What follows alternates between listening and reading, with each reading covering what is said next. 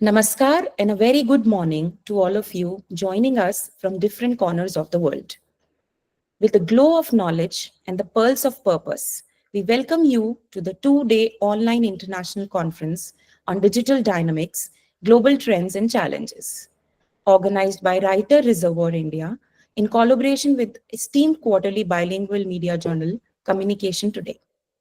The world is no longer just ink and paper, it's bytes and beacon, whispering through vapor. This is not just a conference, it's a canvas, a confluence of creators, critics, and communicators, painting today concerns with tomorrow's tools. Let us now invoke the blessing of Ma Saraswati, the goddess of wisdom, learning, and knowledge, with a soulful Saraswati Vandana presented by Dr. Ruchi Goswami. Namaskar all.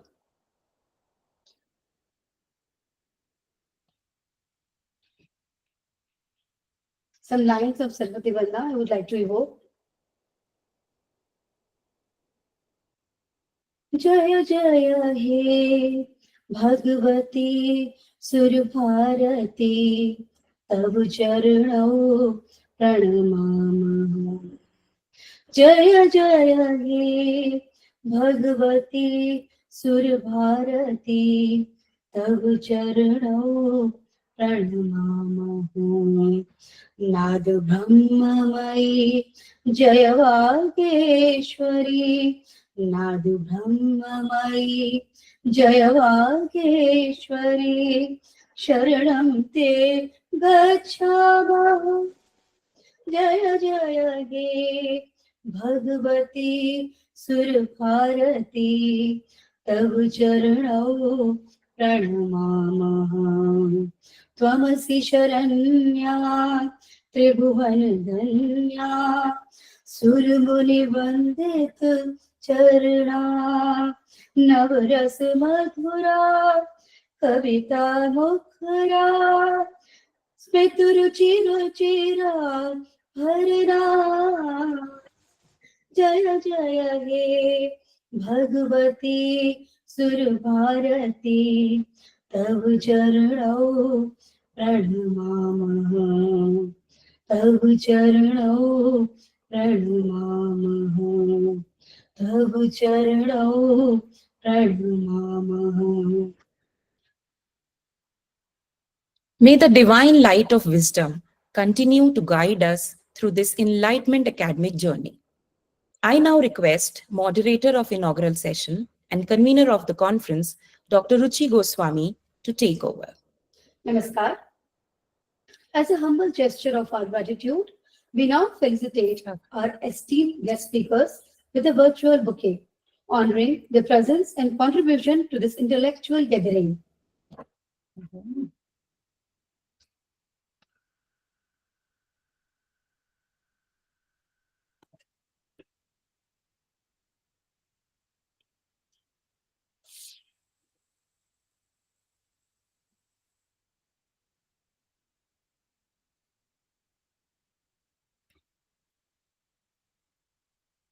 Hospitality in India is woven into our culture.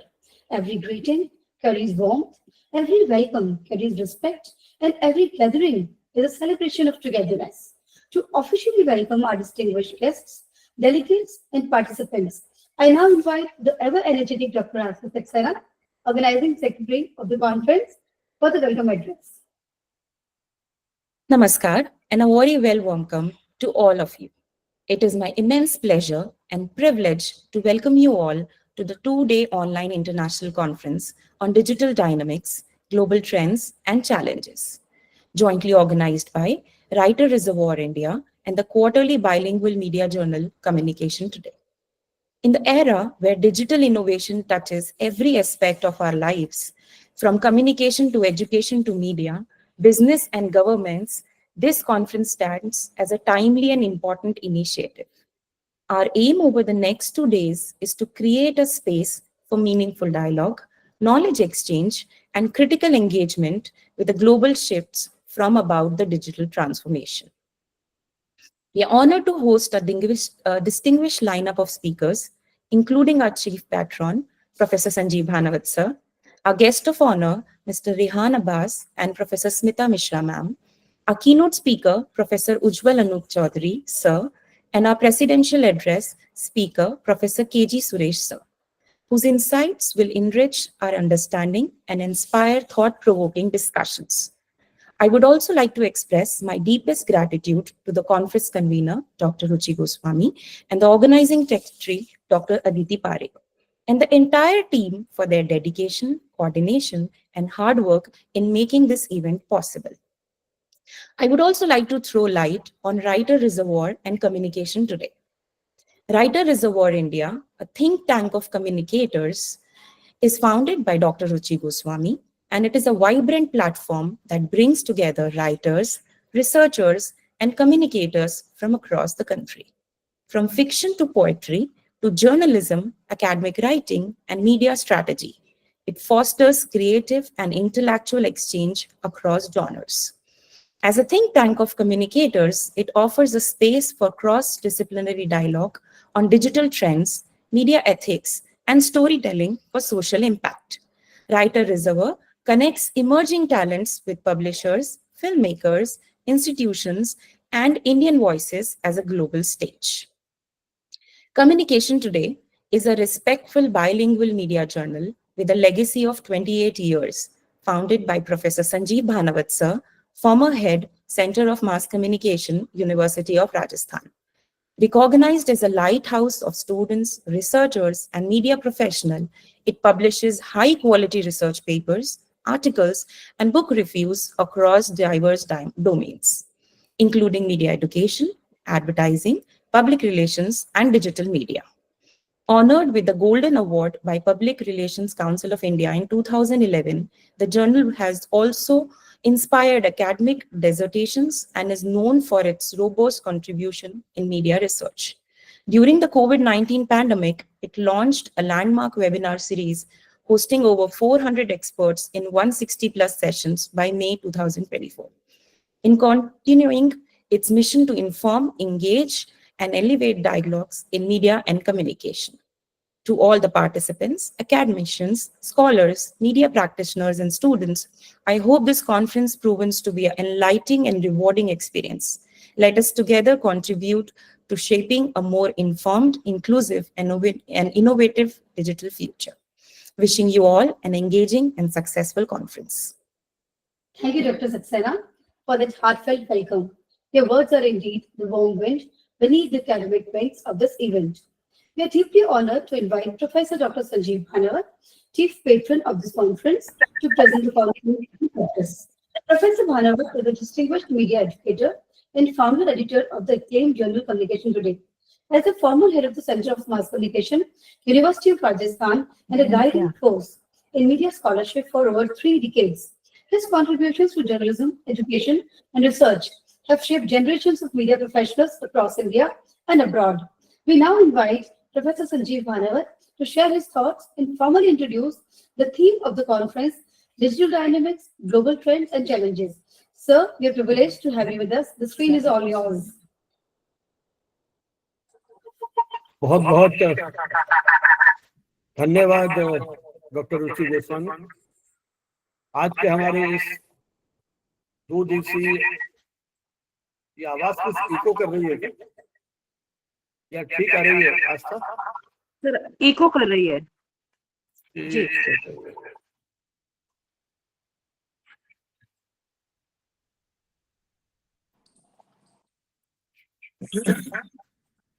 आप सभी को,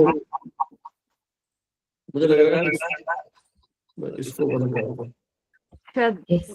sir आपको बंद।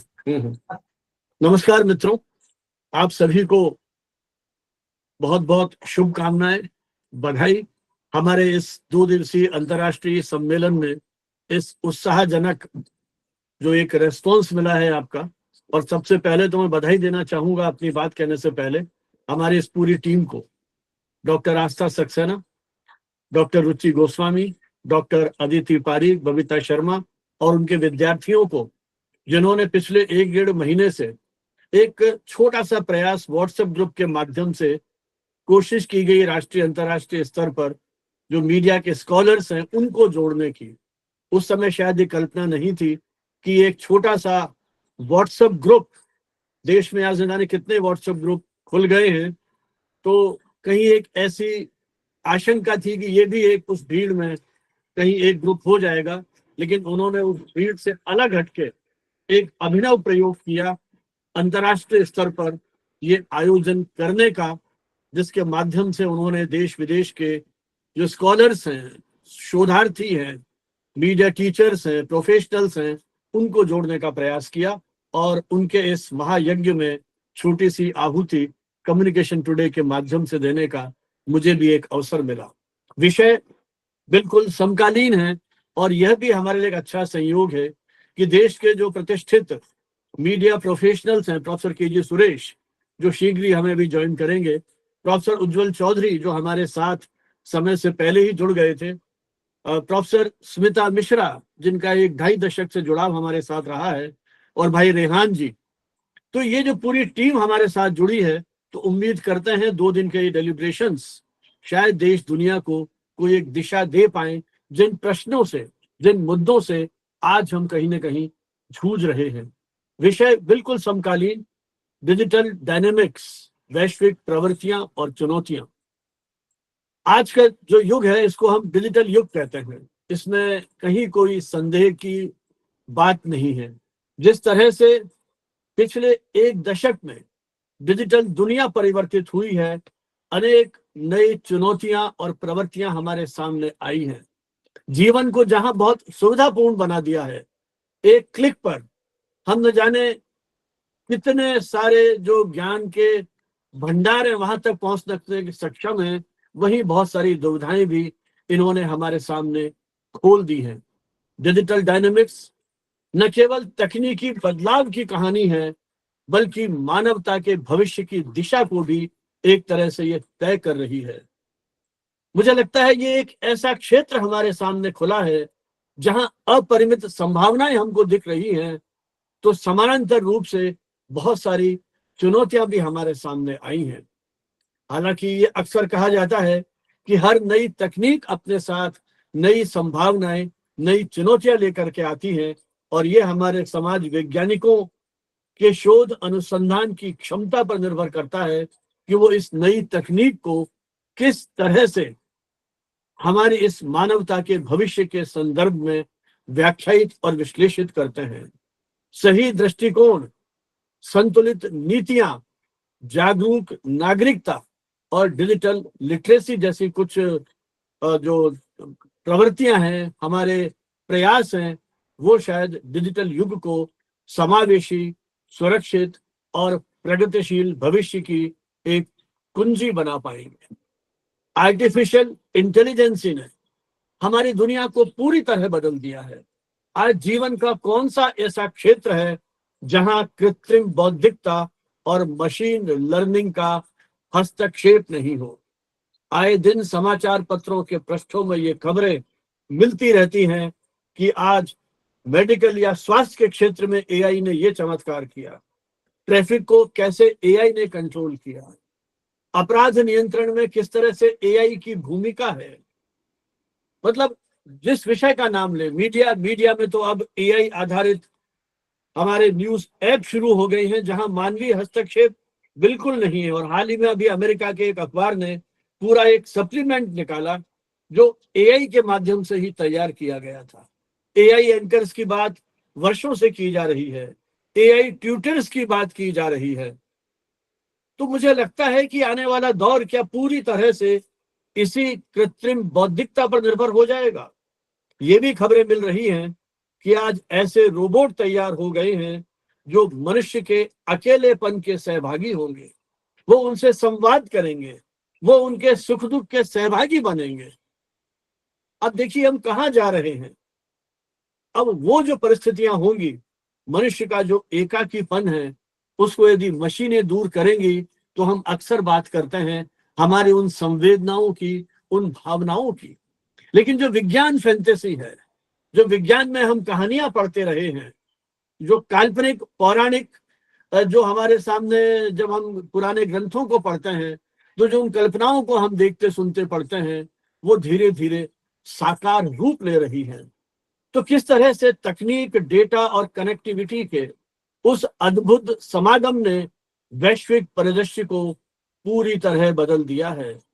Digital dynamics केवल तकनीकी विकास का प्रतीक नहीं है, बल्कि वह उस निरंतर परिवर्तनशील होती सभ्यता का भी प्रतीक है, जो सामाजिक, राजनीतिक, आर्थिक और सांस्कृतिक ताने बाने को भी प्रभावित कर रही है। आज ये हमारी 2 दिवसीय जो कॉन्फ्रेंस है वो इसी ग्लोबल ट्रेंड और चैलेंजेस पर कहीं केंद्रित है। अक्सर डिबेट होती है, अभी भाई के सुरेश जी नहीं है, वो अक्सर बात करते हैं कि कंटेंट इज किंग, लेकिन अब नई बहस शुरू हो गई है कि कंटेंट मुख्य है कि डेटा मुख्य है। अब तो हम डेटा को एक नए ऑयल के रूप में देख रहे हैं, नए तेल के रूप में दे रहे हैं। एक लंबी बहस शुरू हो गई है डेटा बनाम कंटेंट को लेकर के। जो कंपनियां हैं वो उपभोक्ताओं का जो कंज्यूमर बिहेवियर है, उपभोक्ताओं का जो व्यवहार है, उनकी जो पसंद नापसंद है, उनकी लाइकिंग डिसलाइकिंग जो है, उनका जो लोकेशन है, उसको देख करके जो उनका डेटा विश्लेषित कर रहे हैं, उसी के आधार पर भविष्य की रणनीतियां तय की जा रही है। बिग डेटा जैसे जो जो हमारे सामने संदर्भ आने लगे हैं, उन्होंने हमारे पूरे जीवन दर्शन को बदल दिया है। अब तो बिग डेटा और उससे जुड़े हुए जो और डिसिप्लिन हैं, अनुशासन हैं, उन पर नए नए कोर्सेज शुरू कर रहे हैं। आईआईटीज या जो दूसरे और इंस्टीट्यूशंस हैं, उन्होंने एक प्रयास किया है इसको लेकर के नए पाठ्यक्रम शुरू करने का, ट्रेनिंग देने का, ट्रेनिंग कोर्सेज शुरू हो गए हैं। जिस तरह से 5G का नेटवर्क शुरू हुआ है, उसने जिस तरह से डेटा स्पीड को बढ़ाया है, कनेक्टिविटी के क्षेत्र में क्रांति ला दी है। स्मार्ट सिटी की हम बात कर रहे हैं, ऑटोनोमस व्हीकल्स की हम बात कर रहे हैं, हम रियल टाइम डेटा शेयरिंग की बात कर रहे हैं। इस तरह से इस तकनीक ने हमारे उस पल पल के जीवन व्यवहार को प्रभावित किया है। डिजिटल भुगतान, डिजिटल पेमेंट्स की बात की जा रही है। कितने सारे ऑप्शंस हमारे पास आ गए हैं। आज शायद हमारी युवा पीढ़ी के प्रतिनिधियों को कई कई वर्ष हो गए हो बैंकों में जाने नहीं गए होंगे अपनी ब्रांचेस में। सब कुछ तो उनके हाथ में एक क्लिक पर सारी चीजें उपलब्ध है। वित्तीय स्वतंत्रता उनके पास है, तो उसमें कहीं ना कहीं अस्थिरता की बात भी आ गई है। और मुझे लगता है कोविड ने जो हमारे सामने चुनौतियां दी हैं, कोविड एक आपदा के रूप में हमारे सामने आया था। इस बात में कोई दो राय नहीं कि कोविड ने दुनिया भर के अनेक परिवारों में बहुत सारे दुख और पीड़ाएं दी हैं, लेकिन ये मनुष्य का जुनून, उसकी जुजीविशा, उसकी क्षमता, भविष्य को परखने की उसकी जो एक प्रवृत्ति है, उसी जुनून ने उसे एक, जिसे हम कहते हैं आपदा में अवसर की बात, ये नए विकल्प, नए प्लेटफॉर्म जिस तरह से हमें दिए कि आज हम दुनिया के किसी भी हिस्से में बैठ करके अपने इस विचार विमर्श की परंपरा को जारी रख सकते हैं। किस तरह से Zoom, Google Meet, Webex, Microsoft Teams, Slacks, न जाने कितने ऐसे प्लेटफॉर्म्स हमारे पास आ गए हैं जहां हम निरंतर संवाद कर सकने में सक्षम हैं। हर व्यक्ति कंटेंट क्रिएटर हो गया है। आज आपके पास इतने प्लेटफॉर्म है, हर व्यक्ति कुछ न कुछ कहना चाहता है। शायद सुनने की क्षमता हमारी कितनी है ये बहस का विषय हो सकता है, लेकिन हर व्यक्ति के पास आज जिस तरह से ये तकनीकी शक्ति आ गई है, वो अपनी बात कह सकने में सक्षम है। तो मुझे लगता है इस दौर में दूर दराज के किसी कोने में बैठा हुआ युवक युवती जो शायद मुख्य धारा के मीडिया पर अपनी बात नहीं कह सकता था, आज उसके पास विकल्प है।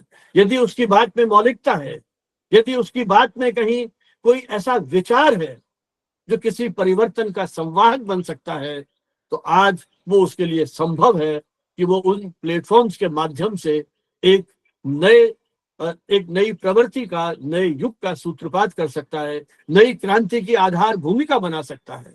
पिछले उदाहरण इस बात के प्रतीक हैं कि उन फेसबुक या दूसरे प्लेटफॉर्म की छोटी छोटी पोस्ट ने एक नई क्रांति की आधारशिला रखी है।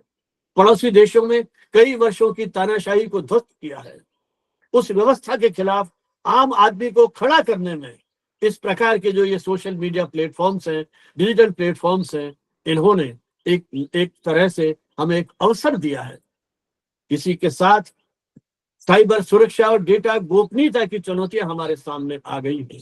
और इसी के साथ जो और मुद्दे हैं जिन पर हम डिस्कशन करते हैं, उस मानवीय अवसाद की, उस मोबाइल ने हमें अकेला छोड़ दिया है।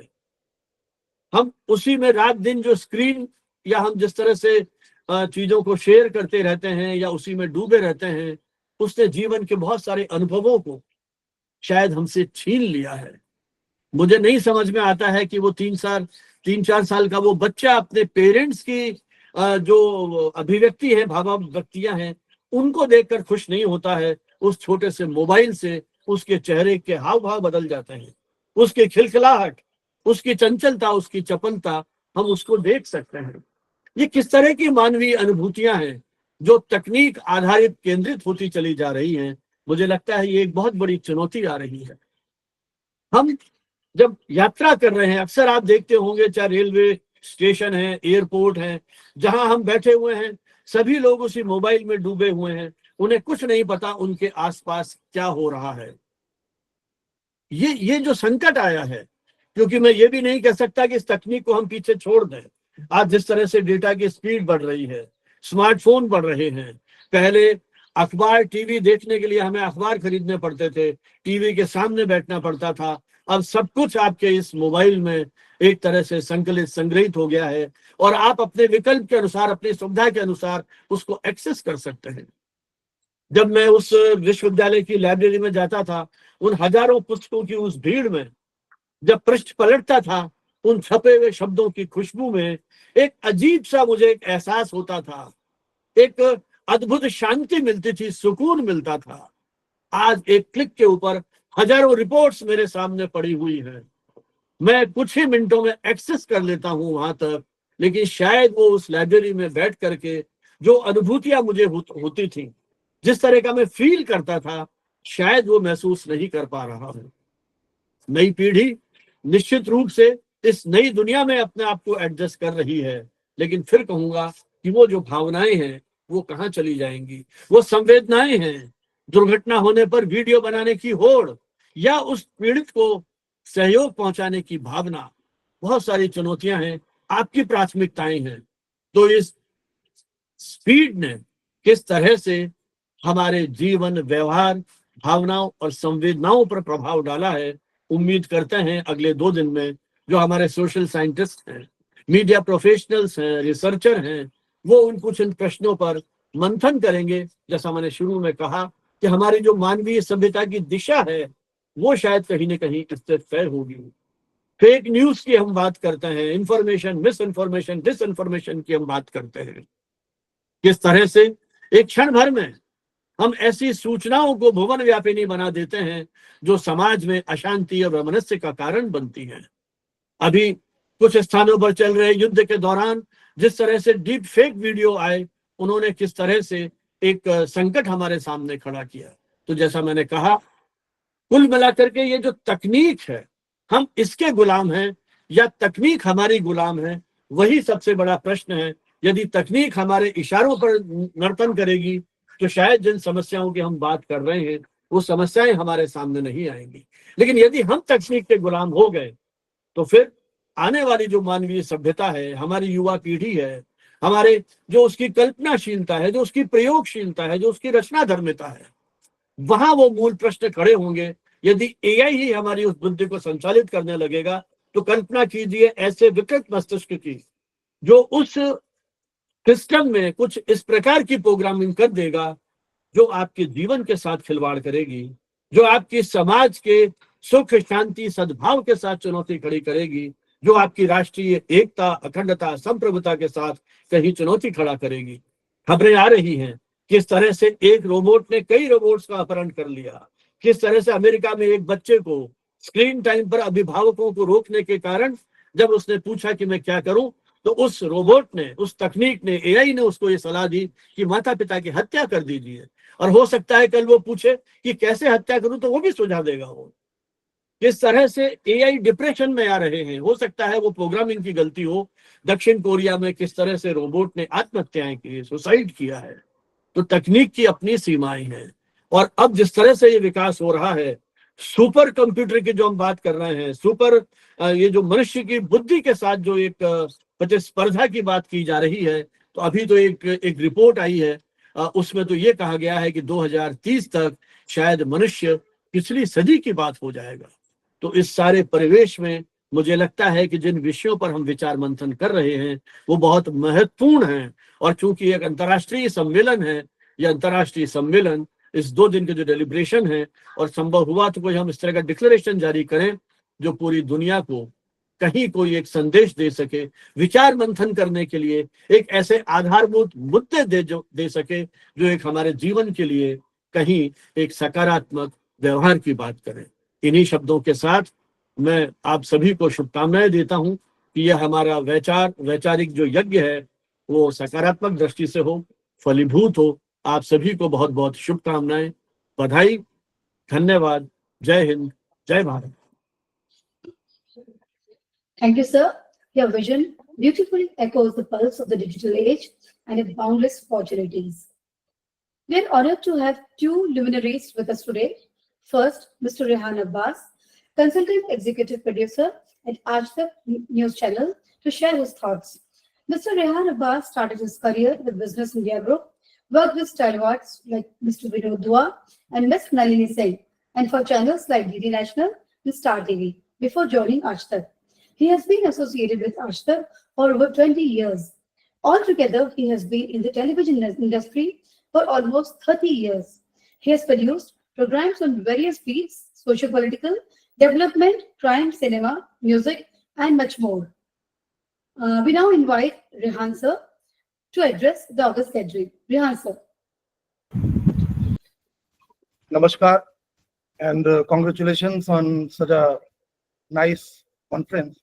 And thanks to all of you for inviting me on this conference. And really, because when I'm looking at the luminaries and distinguished guests sitting around me, so I find myself a little in a spot that how can I just communicate things which I have really experienced throughout in my life. And since the topic is online international multidisciplinary conference and digital dynamics and global trends and challenges, so I would like to slightly focus the fact that when I started my career, it was very tough for me to gather information.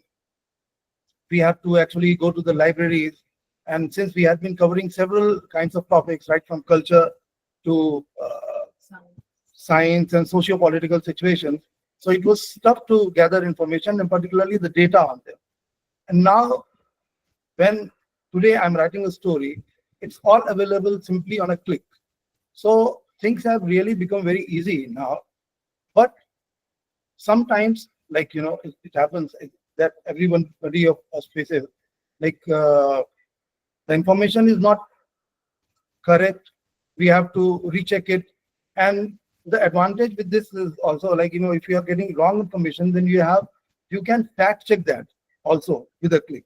So in a way, we can say that life has become easier for the research and things like that.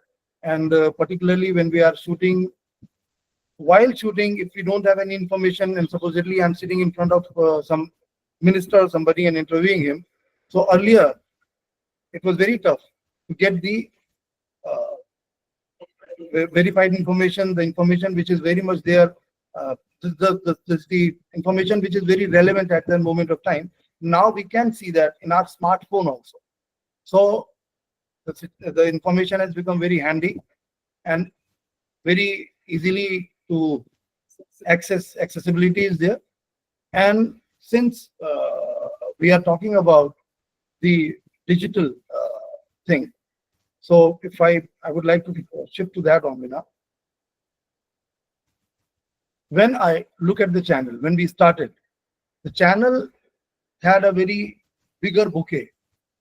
It was almost like a newspaper.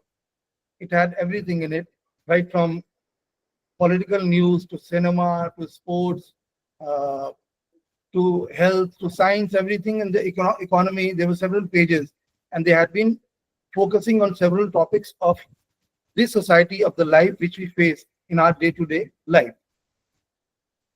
And the channels, when they started, they actually took a lead from the newspapers.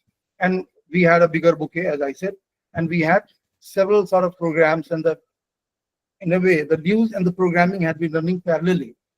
They had been running simultaneously. But gradually what happened, the channels became more news focused, day-to-day events, more about information, less on in-depth analysis.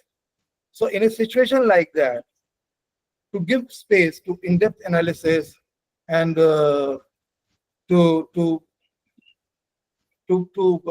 analyze things, like, so we had to, rather in channels, had to develop their own digital platforms. We all see televisions these days, and we see a lot of discussions happening.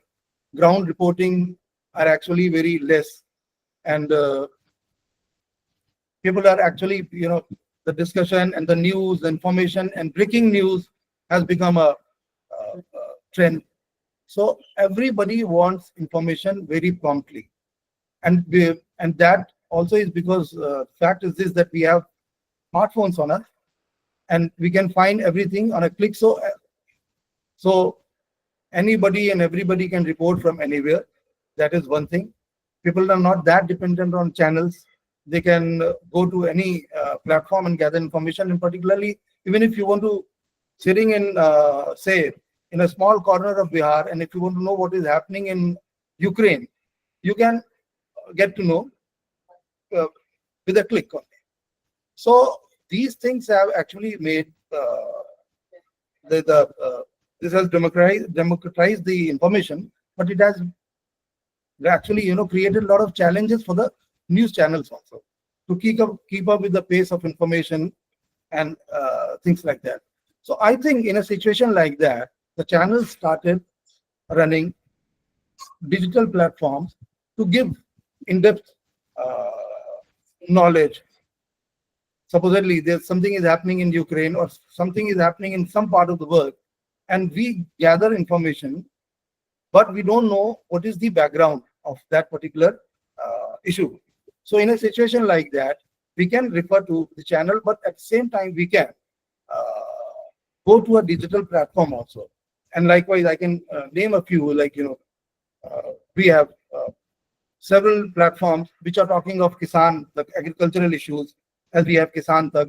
Then sports have been shifted from main channel to the digital platform. This is happening in most of the channels. So if some, say, World Cup is happening somewhere, or if somebody wants to know what is happening in this football scenario, they can go to sports, digital platform. So, and one more thing is there, we have to create proper news, proper content. So for that, we require proper research also. And for that, again, we have access to AI tools, which can give us. So what I'm trying to say you that in the beginning, we have a bigger bouquet, we had television channels, then from there we shifted to digital platforms. But even today, digital platforms, and there again, we have to create stories very promptly and instantly, instant news as we call it as. Then we require instant research also. And for that, these AI tools becomes very handy for us. In fact, and then again, like, the challenges, as we say, it is not necessary that whatever AI is providing you in the form of research is correct or is verified or something. Then in that case, again, you have a software where you can go for fact check also. This is, if we have this challenge, then there is a platform where you can tackle that challenge also. This is something which is very good. As I've been talking to a friend of mine who had been working on this, because I'm mainly the producer, I used to write the show and mount it for going on air. So we were not very much into technical things, but when I interact with now, but we are using AI tools and things like that to research and to get data. Data is something which is very necessary. When I'm writing something on logistics policy of a government, or say IT policy of a government, or poverty line, what is poverty line? Then in that situation, if I need to compare the poverty line, how the poverty line is decided in China or US or France or say Scandinavian countries, then I can get a very comparative data easily, promptly, and simply with a click of the mouse. So this is something which has really made our life easy, and the AI tools are really helping us out. But as I told you that I've been talking to my friend, so what is happening on the other side? The management of a channel is trying to introduce the AI, the technical thing, as much as they can, because that makes the thing faster. You require less manpower also. But that friend told me that there is a advantage for the person who is creating the professional who is creating all these tools. They can also think in terms of, why should I create this one entity for one channel or for one patron in a way. So he starts creating. He says that now it is business. So why can't I create the multiple options of the same thing and send it to other channels, other patrons, and something like that. So that again, this is increasing the competition also, and in a way, like creating a new platform, multiple platforms like that. So this is one thing. And whenever I compare that, because as I said that we have cinema is almost shifted to digital platform with the channels, but channels still have the power of revenue. So far in India, I suppose, in India particularly,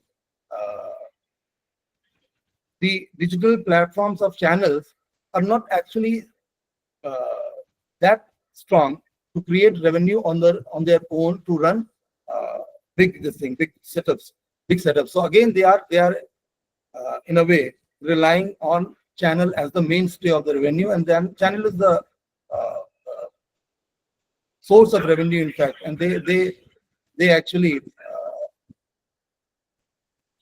disperse in a way the funds to our setups in a way. So this is another thing, and many more things, like if I compare, this really takes me to a very interesting analogy.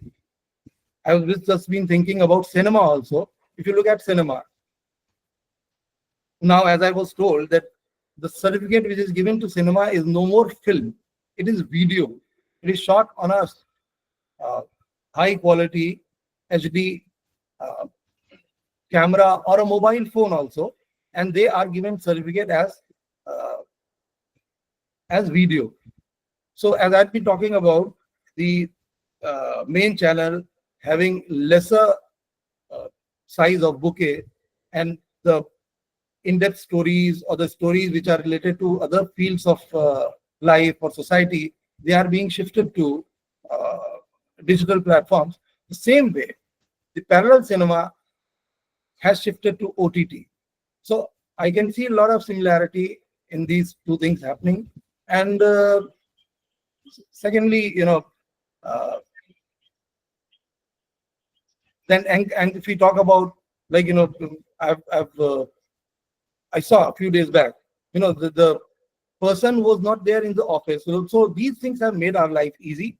And plus, looking back, when I started my career, say about 25, 30 years back, so when I look at these things, I feel sometimes it's a kind of miracle, because the person who is not there in the office, or he is not able to do the voiceover, the cloning of his voice can be used for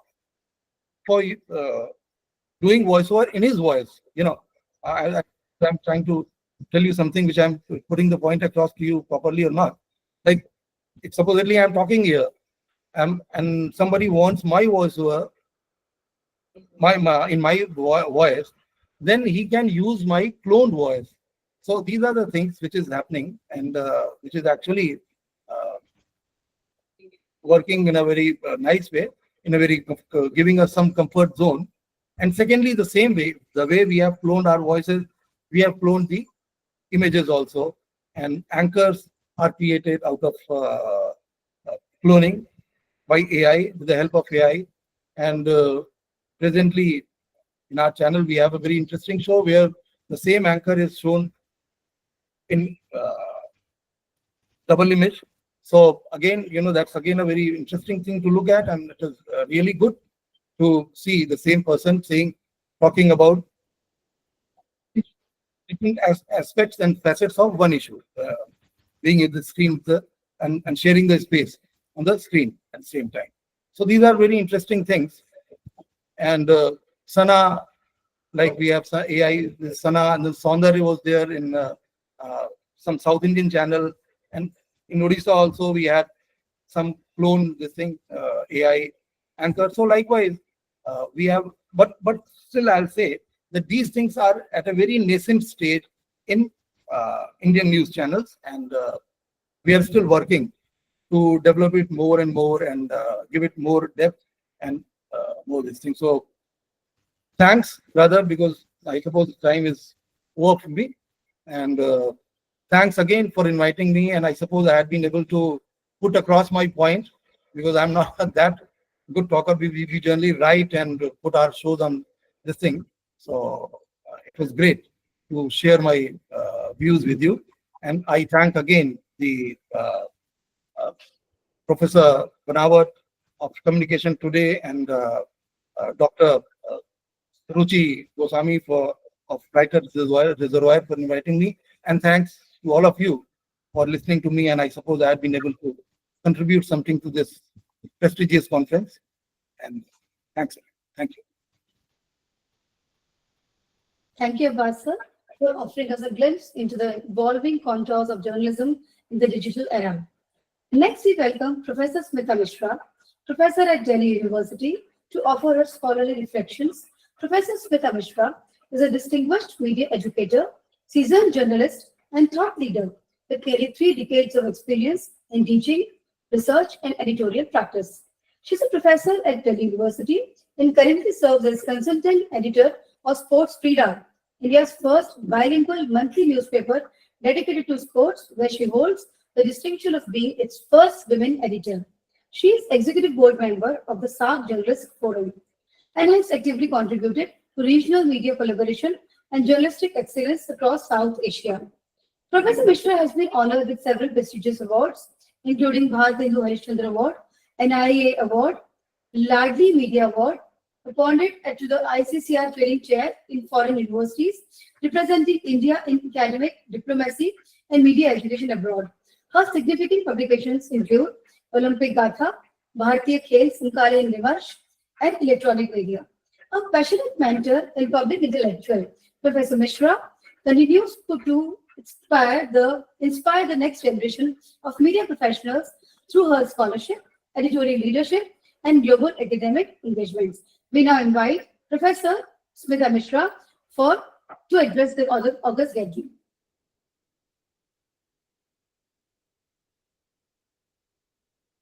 नमस्कार गुरुवर professor Sanjeev भानवत जी, उज्जवल Mukherjee professor, Shri Rehan जी, professor रुचि गोस्वामी की पूरी team और देश विदेश से जुड़े हुए साथियों,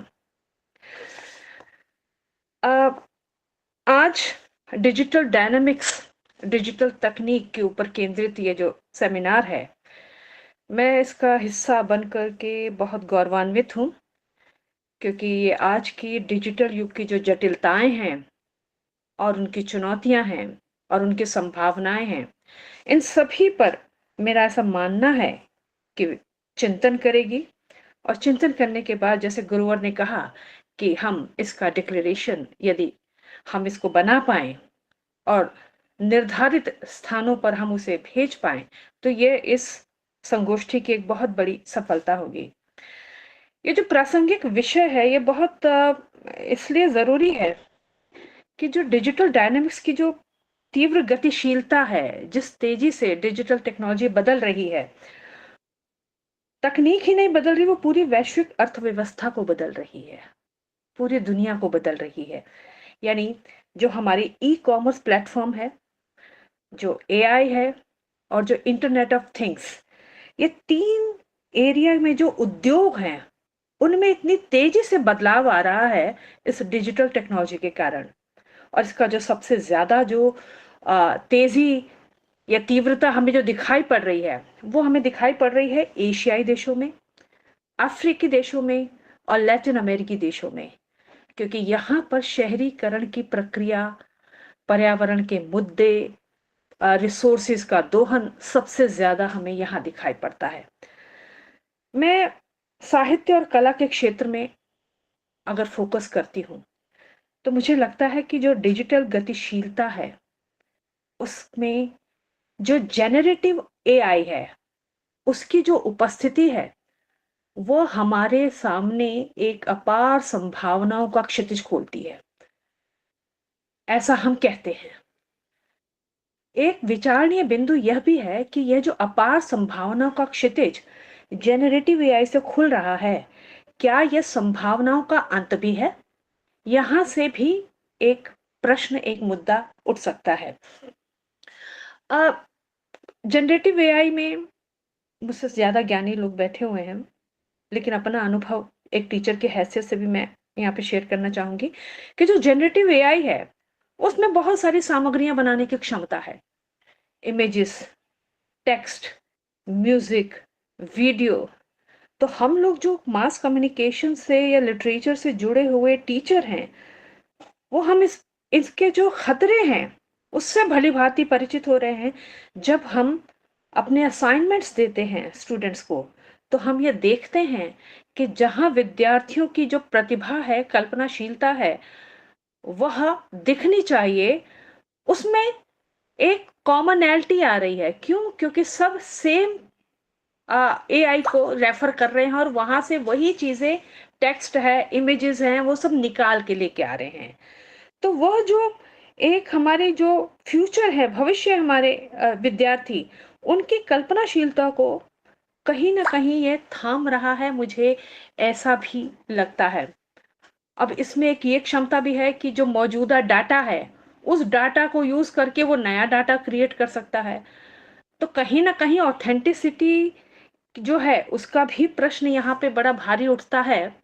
तो मैं बारंबार यही कह रही हूँ कि ये जो हमारे संभावनाएं हैं, हालांकि मेडिकल क्षेत्र में हम मानते हैं कि बहुत बेहतर काम कर रहे हैं हम, तो क्या ये संभावनाएं हैं? कुछ क्षेत्रों में, कुछ प्लेटफॉर्म पे ये संभावनाओं का अंत भी है। तो यह भी एक एरिया है जहां पर हमें सोचना और विचारना है। नैतिक चिंताएं मौजूद हैं। जो मिस इन्फॉर्मेशन है, गलत सूचना है, डीप फेक है, डीप फेक बन रहे हैं, कॉपीराइट और उसकी प्रामाणिकता जो है, वह भी बहुत भारी चिंतनीय बिंदु हैं। मानवीय मेधा के विकसित होने को जो रोक रही है, कई लोगों का काम एक साथ हो रहा है, नौकरी का विस्थापन हो रहा है। जैसे अभी आज तक के रेहान जी ने बताया। अब बहुत सारे आपके एआई से जो एंकर्स की जो भूमिका आ रही है, तो वो मुझे लगता है, जैसा सर ने कहा, कि वो समय बहुत दूर नहीं कि हम भी विस्थापित हो जाएंगे। और यहाँ पर मुझे इज़ाक एजिमोव, जो एक रशियन साइफाई राइटर हैं, उनकी एक कहानी है कि द फन दे हैड, एक 1967 में लिखी गई ये जो कहानी है, 1967 में लिखी गई थी। और इस कहानी में जो एक स्कूल का चित्रण है, स्कूली बच्चों का चित्रण है, जो 2157 के हैं, यानी 200 साल बाद के, जिसमें इज़ाक एजिमोव कहते हैं कि 2157 के दो स्कूली बच्चों के हाथ में आज के समय की किताब लगती है, और वह जो किताब है उसको बड़ी हैरानी से देखते हैं कि ये क्या चीज है। क्योंकि डिजिटल हाइपर टेक्स्ट के समय में जो फिजिकल बुक है, कागज की किताब है, वो उनके लिए बड़ा हैरानी का विषय बनती हैं। और कहते हैं, वो दोनों बच्चे आपस में बात करते हैं, ये क्या विचित्र चीज है जिसके अंदर किसी स्कूल नामक जगह की बात कही गई है, जहां पे सब बच्चे मिलकर के पढ़ने जाते थे। और सबसे बड़ी हैरानी उन्हें ये होती है कि उस समय स्कूल का टीचर कोई इंसान होता था। तो यानी वो समय वो बहुत दूर नहीं है जो 1957 में इज़ाक एज़िमोव ने मेंशन किया था कि हम भी अपदस्थ हो जाएंगे और सब कुछ कंप्यूटर सारा जनरेटेड सारी चीजें होंगी। तो मैं समझती हूँ कि जो ये बिंदु उभर रहे हैं इनको गंभीरता से सोचने की जरूरत है साइबर अपराध और इन जवाबदेही के मसले में। और एक बिंदु और मैं कह करके अपनी बात समाप्त करना चाहूंगी कि भारत के संदर्भ में चिंतन की एक और दिशा है। हमारा देश टेक्नोलॉजी का निर्माता या सेलर नहीं है, हम आयात करते हैं टेक्नोलॉजी को, यानी हम कंज्यूमर हैं। और जब हम कोई नई टेक्नोलॉजी किसी देश किसी कंपनी से खरीदते हैं तो वो केवल टेक्नोलॉजी नहीं आती है बल्कि उसके साथ एक संस्कृति भी हम आयात करते हैं। तो जो संस्कृति आयात करते हैं तो वह अपने ढंग से अनुकूलन करती है उस कंज्यूमर के देश में, और पुराने मूल्य टूटते हैं, नए वैल्यूज बनते हैं, नई जीवन शैलियां बनती हैं। तो जरूरत यह सोचने की है कि क्या संस्कृतिकरण की ये जो प्रक्रिया है इससे वे मूल्य तो नहीं टूट रहे जिनको बने रहना जरूरी है, जिनका होना हमारी भारत की सामाजिक एकता के लिए जरूरी है। तो मैं समझती हूँ कि कुछ ये दो चार बिंदुओं को लेकर के और एक मैंने अपनी बात कहने की कोशिश की है।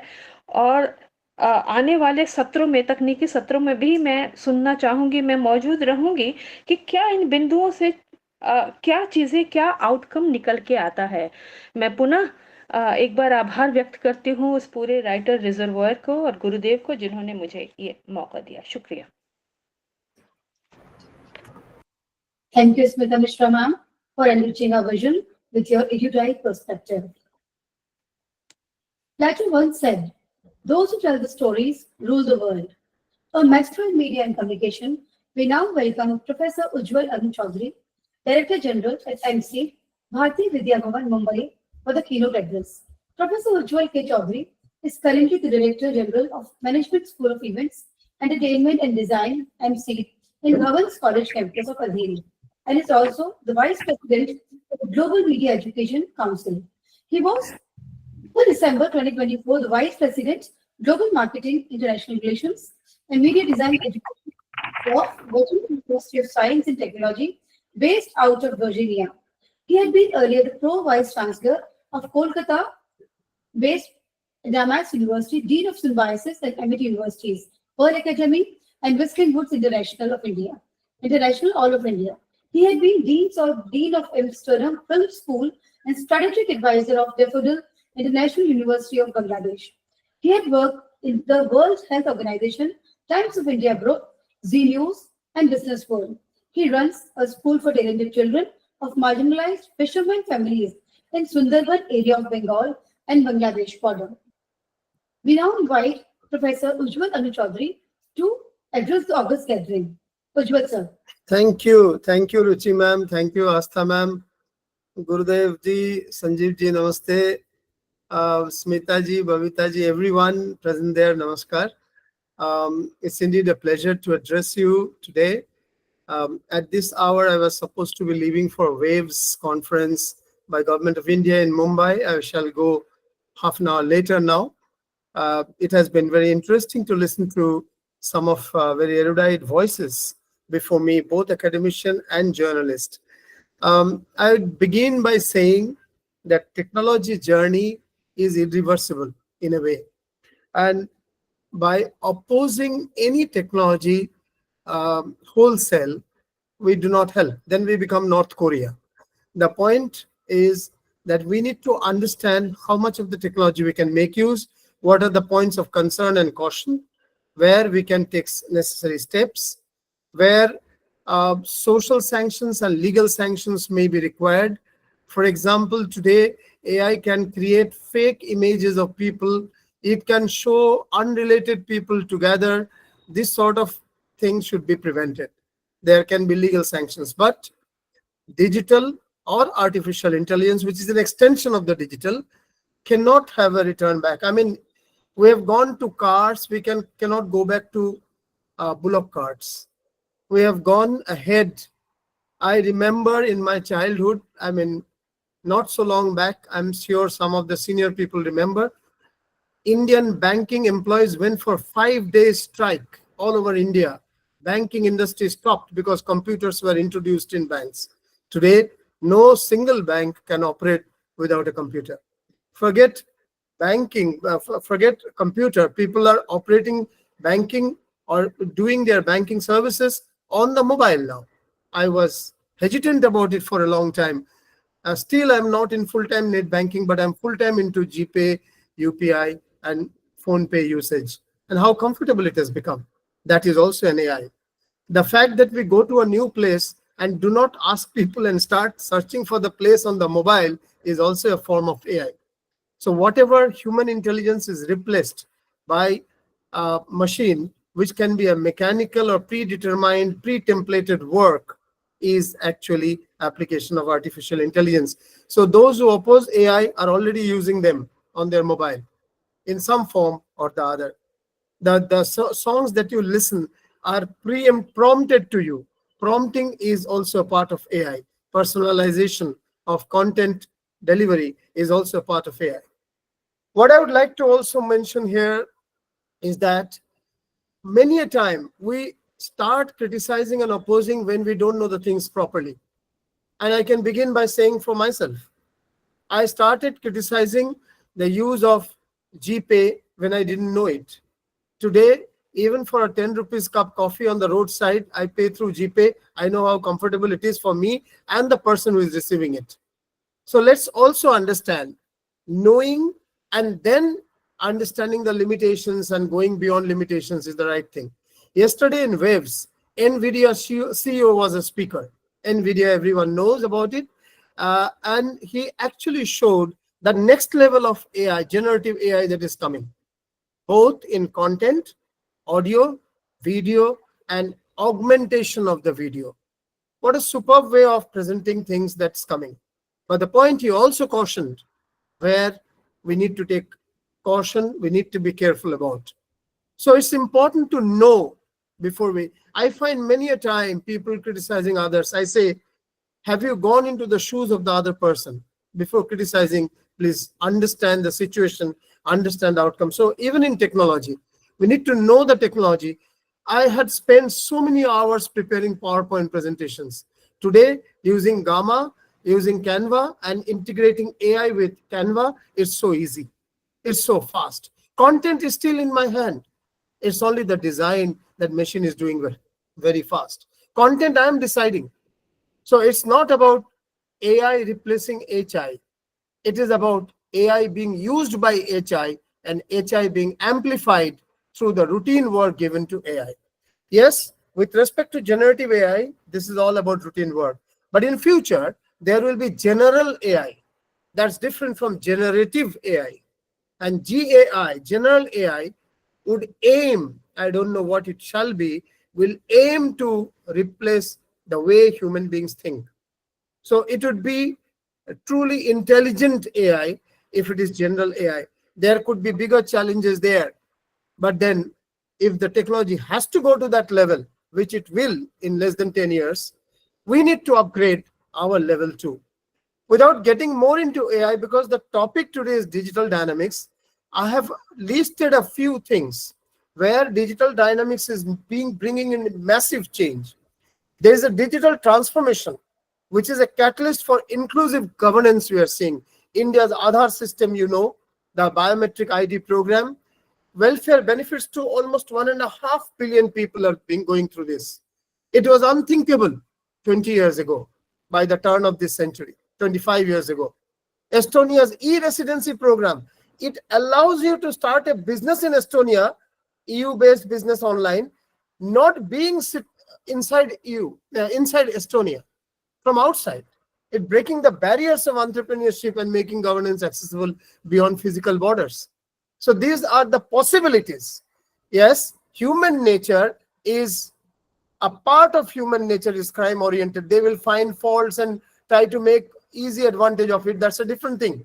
But to think of it that you can do a business without being there, Then bridging the urban-rural digital divide. I find India's Common Service Center or e-Mitra, I am sure you are aware of e-Mitra in various villages. They are bringing the essential digital services like banking, healthcare, skill training, a use of Aadhaar in many purposes. So they are bringing to people who are rural people who may not be aware of these things. Many of them are completely uneducated through digital, thousands of digital kiosks. This has actually narrowed the urban-rural divide in a way.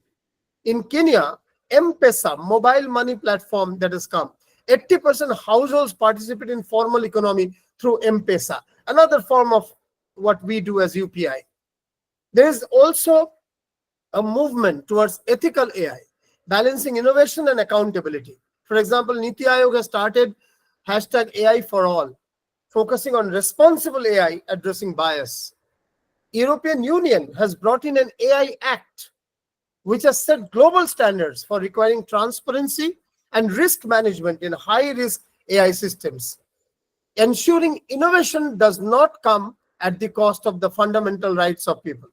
So these are also, there is also such movements going on. Then empowering small and medium enterprises through digital platform. I need not tell how much is the MSME sector benefited today through the UPI. It has democratized digital payments. Almost monthly 10 billion transactions. Even today, if you do a Google Pay 2 or 3 times, it goes into that. 10 billion transactions are happening monthly in India. What entire Europe does, alone India does that. Enabling 30 million 30 million is 3 lakhs small vendors participating in digital economy. Alibaba's project Taobao Village in China has connected 10,000 rural entrepreneurs to global market, from rural to the global, through the digital platform that they've created, Taobao.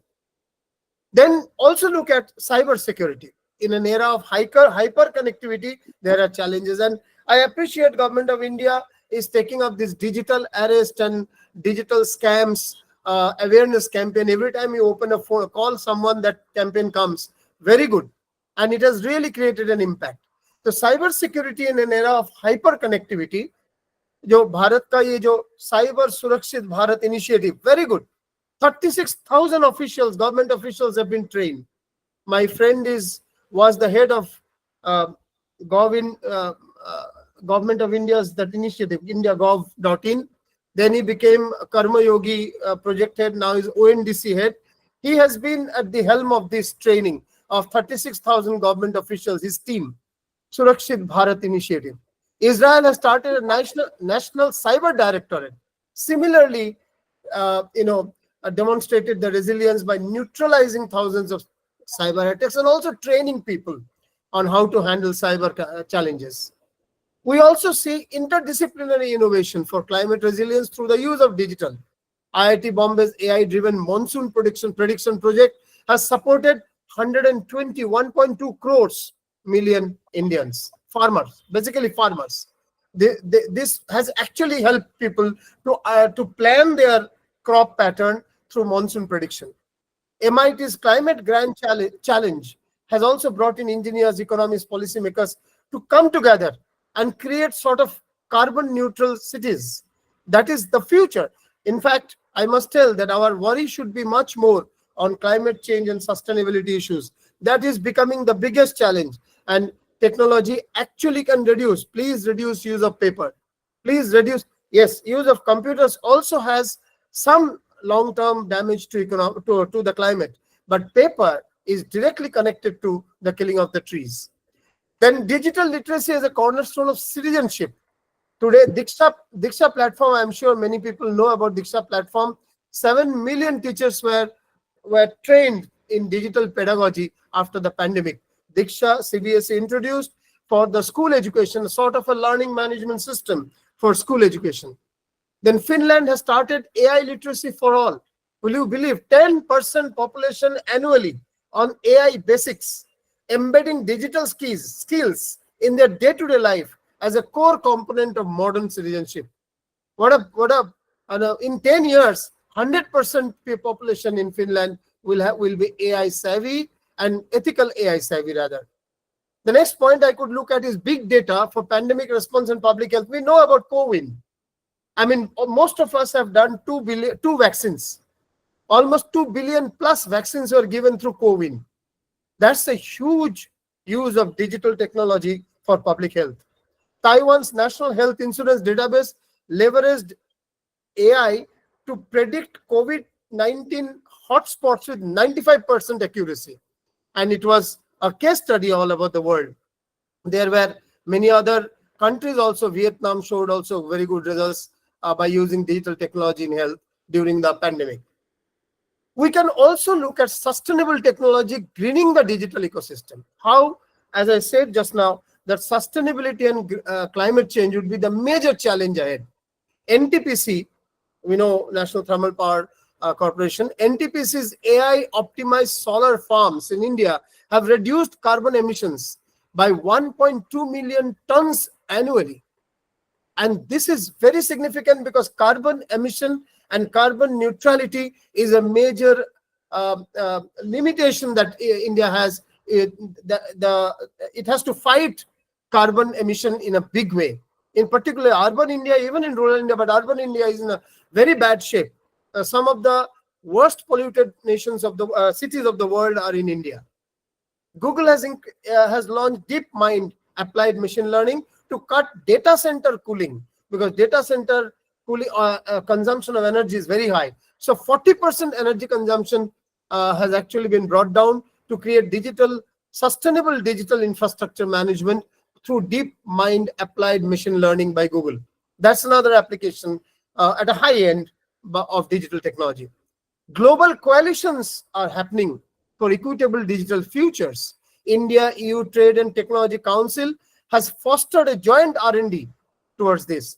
I hope you all know that 5G and semiconductors, these are the 2 areas in which India, China both are now highly focused. Now, the growth of these 5G and semiconductors will actually bring in sort of a global coalitions for equitable digital futures. There is also an alliance that has come up globally.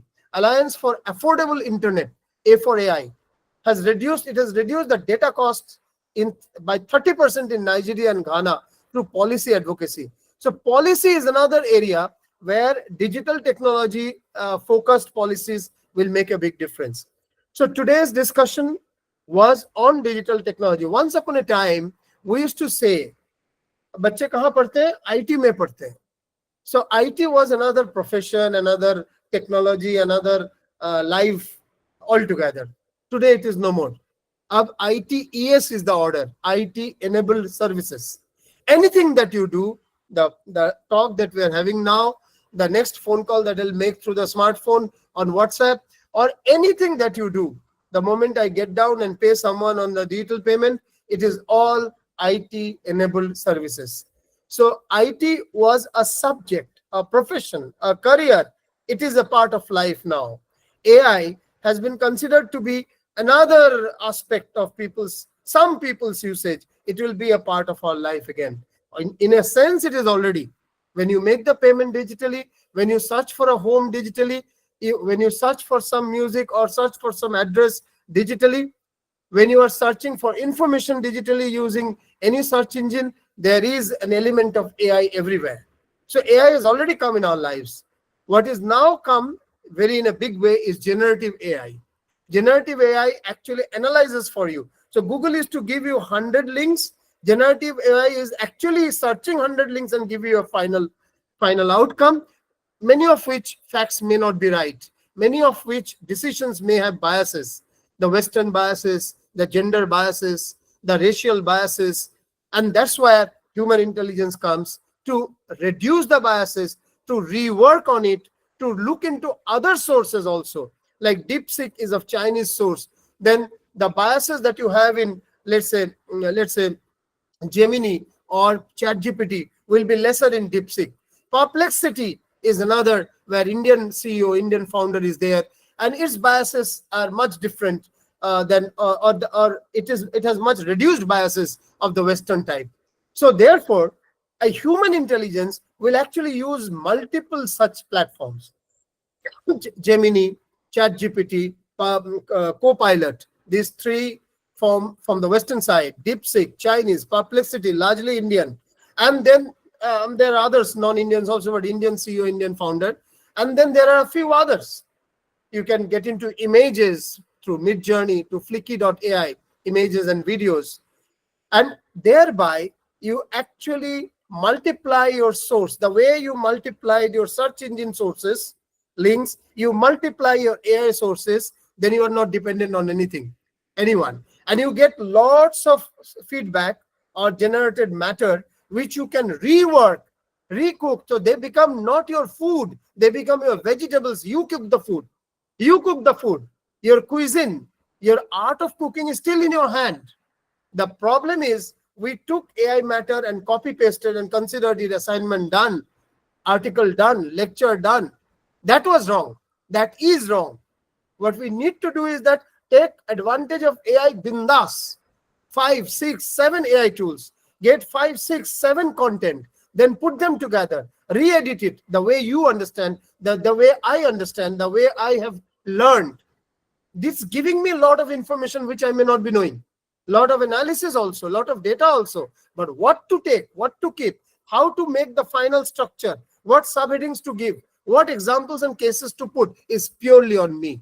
So it's actually human intelligence lesser than human intelligence plus AI, not AI bigger than human intelligence. At least not till now. I do not know what will happen when general AI comes beyond generative AI. There will be a big change. Having said this, at this point, let's make the best use of technology the way we have made use of computer, IT, digital, and now moving ahead AI as well. Thank you, and back to you. Thank you very much for the opportunity of interacting with 40 scholars, learners, and experts in this group just now. Back to you, Dr. Goswami.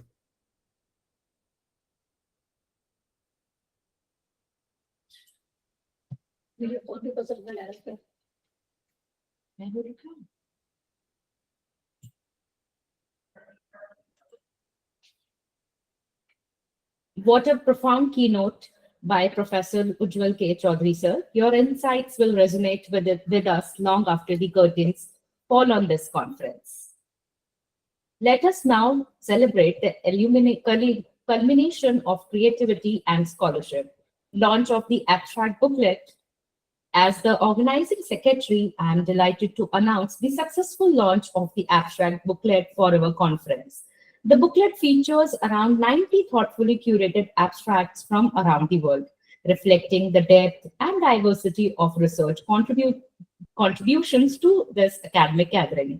This marks an important milestone in our journey, and I extend heartfelt thanks to all contributors, reviewers, and team members who made this possible.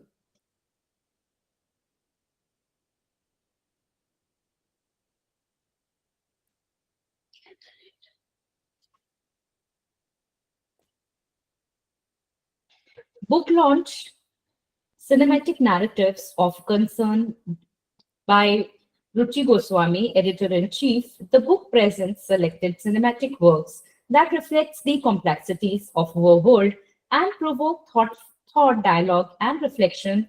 Through these narratives, the book highlights cinema's enduring role as a mirror to society and a catalyst for meaningful change. It invites readers to engage critically and empathetically, reinforcing the transformative power of storytelling in shaping public consciousness.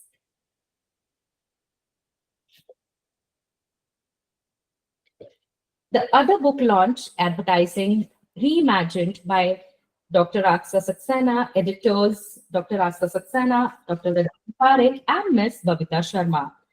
Advertising Reimagined Click Stories and Beyond is an insightful foray into the dynamic and ever-evolving world of advertising, where emotional storytelling meets cutting-edge technology and branding transcends commerce to become culture. This edited volume curates 28 thought-provoking chapters penned by 35 distinguished contributors from academia and industry, presenting a rich tapestry of perspectives on how advertising is being redefined in the digital age.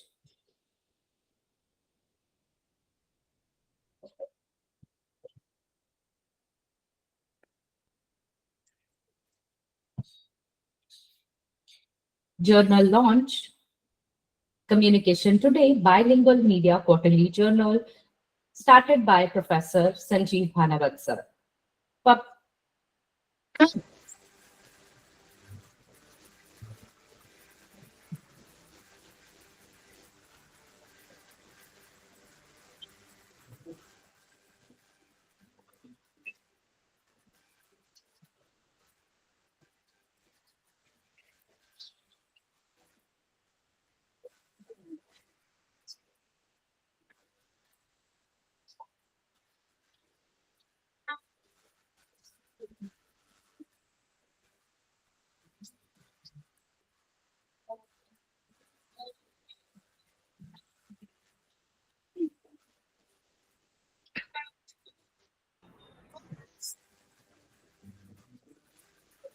There is no sound, no voice is coming.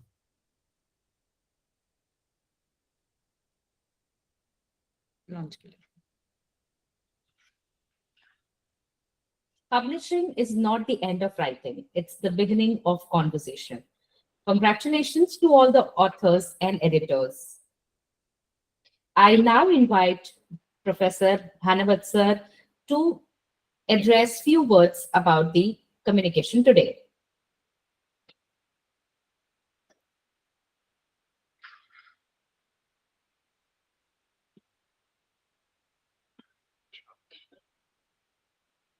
So please unmute yourself. Thank you Aditi. विशेष मुझे कुछ नहीं कहना है क्योंकि शुरू में बात की जा चुकी है। मैं इतना सा कहूंगा, कम्युनिकेशन टुडे एक तरह से मेरी साधना है।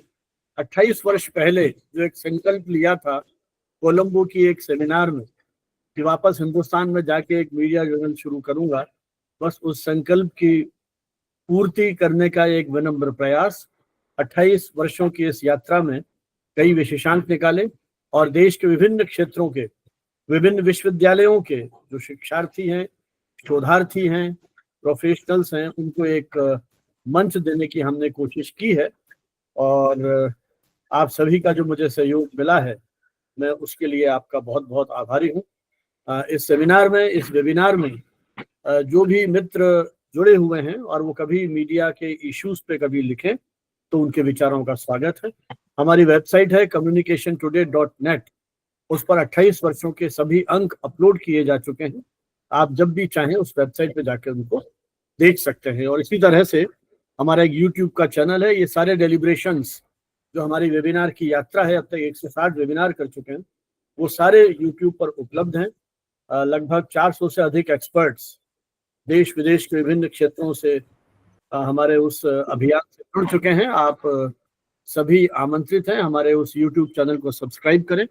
इस इंटरनेशनल कॉन्फ्रेंस के भी जो डेलिब्रेशंस हैं हम उस यूट्यूब चैनल पर अपलोड करेंगे, ताकि जो मित्र समय के अभाव में या किसी और असाइनमेंट्स के कारण नहीं जुड़ सके, वो भी अपनी समय सुविधा के अनुसार उसका आनंद लें।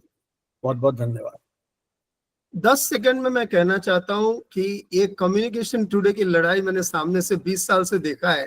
जी, किस तरह से खर्चा निकालते हुए कई लोगों से प्रैक्टिकली एक मतलब क्या कहते हैं, आश्रम के गुरु की तरह आपने जिस तरह से रिसोर्स निकाला है लोगों से और इसको निकाला है, सलाम देता हूं। क्योंकि आज की तारीख में फिजिकल प्रिंटेड बुक निकालना या मैगजीन निकालना बहुत ही कठिन काम है और वो कंटिन्यूटी रखना और उससे भी ज्यादा कठिन काम है। फिर आपने ऑनलाइन में भी बहुत सारे काम किए। बहुत दिन मैंने 4-5 बार लिखने का अवसर मिला, बहुत धन्यवाद उसके लिए। आज जो मैंने यहाँ पे रखा वो भी मैंने लिखित आकार में आस्था जी को भेज चुका हूँ, रुचि जी को भेज चुका हूँ। That can also be considered if found okay. But I salute on behalf of the media learning fraternity, media teaching fraternity of this country, what you have done over 25 years, ek nahi do nahi 25 years, is indeed a fabulous journey. Thank you. Thank you Ujjwal ji, thank you very much. Thank you so much sir, thank you Ujjwal K Chaudhary sir. और हम सभी जानते हैं कि ये journey इतने continuous तक भानवत sir के अलावा शायद ही किसी के साथ पॉसिबल है। We have amongst us Mr. Professor K.G. Suresh. So we now invite our Honorable President of the session, Professor K.G. Suresh, Director, India Habitat Center, to share his visionary address with us. Professor Sanjeev Suresh is a renowned journalist, turned academician, communication strategist, and institution builder with a distinguished career bridging the media industry and academia, currently serving as director in India Habitat Center, New Delhi. He is also Professor Emeritus at APJ Institute of Mass Communication and founder president of the Global Media Education Council. He has held prestigious positions such as Vice Chancellor of Makhanlal Chaturvedi National University of Journalism and Director General of Indian Institute of Mass Communication, where he led transformative initiatives in Indian language journalism, infrastructure expansion, and the implementation of the national education policy. With decades of additional editorial experience, including roles as a chief political correspondent at PTI,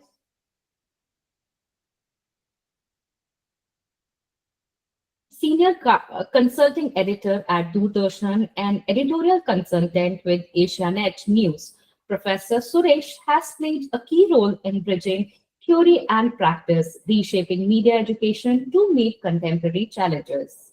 A passionate mentor, he is deeply committed to guiding the younger generation forward towards responsible, ethical, and meaningful journalism, encouraging them to become not just skilled professionals but also conscious storytelling, shaping public discourse. Story recipient of the Ganesh Shankar Vidyarthi Award and a TEDx speaker, Professor Suresh continues to serve on academic councils, national juries, and advisory panels, inspiring innovation and integrity in journalism and communication across India and beyond. I now invite Professor Suresh for his address. Good morning. Am I audible? Yes, sir, you are audible. Yeah, I don't know what is the problem, but I am unable to switch on my camera. It is showing the call size is big. I don't know what. This is the first time I'm encountering this problem. So anyways, so let me continue speaking with the mic on rather than the video on. I just don't know what is the issue.